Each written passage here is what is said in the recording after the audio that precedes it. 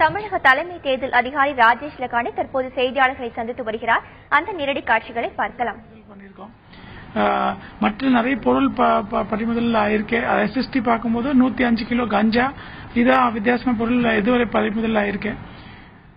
மூணாவது நம்ம ஸ்வீப் ஆக்டிவிட்டியில இப்போ ஒரு வித்தியாசமாக ஷாப்பிங் பேக்ஸ் மீன்ஸ் அதை கடையில கொடுக்கறது பையிலும் ஒரு சைட்ல 16 மே போட்டு நிறைய ஷாப் ஓனர்ஸ் ஒத்துக்கிட்டாங்க. இப்ப எல்லா ஷாப்ல இப்ப அதை பிரிண்ட் பண்ண ஆரம்பிச்சிட்டாங்க. 1ஆம் தேதியில இருந்து இருக்குது கிடைக்கிறது பையில ஒரு சைட்ல 16 மே கண்டிப்பா வாக்களிங்கள் ஒரு பேனர் ஒரு கிரியேட்டிவ் அந்த சைட்ல பிரிண்ட் பண்ணி எல்லா ஷாப்பிங் பேக்ல பண்றதுக்கு ஏற்பாடு பண்ணிருக்காங்க.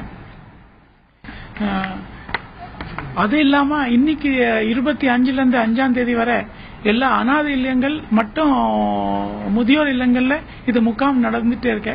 அந்த கொஞ்சம் சில நாட்கள்ல முடிவடை.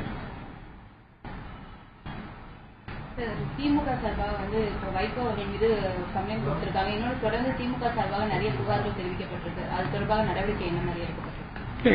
ஒவ்வொரு புகார் வந்தாலும் அவங்க நம்ம எலெக்ஷன் கமிஷனுக்கு அனுப்பி வைக்கிறோம்.